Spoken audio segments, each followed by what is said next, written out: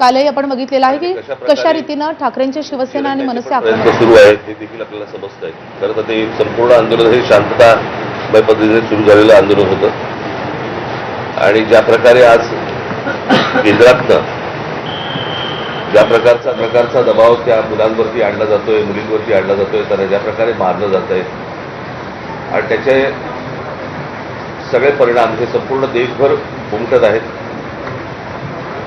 तसेच ते महाराष्ट्रात देखील उमटत आहेत, तसेच ते मुंबईमध्ये देखील उमटत आहेत। तुम्ही सगळेजण बघताच आहात।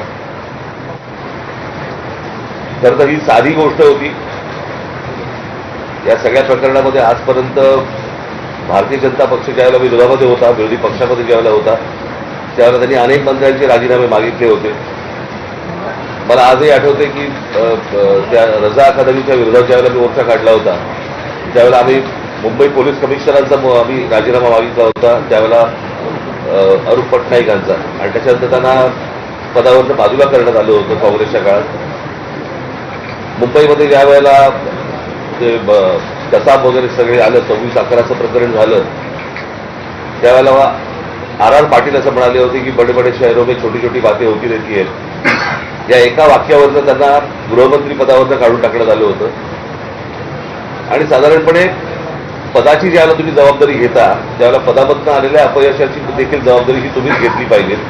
हीच खरी तर मागणी आहे आणि हीच मागणी होती या मुलांची की हे काय पहिल्यांदा नीटचे पेपर कुठले नव्हते। ही मला असं वाटतं तिसरी वेळ आहे।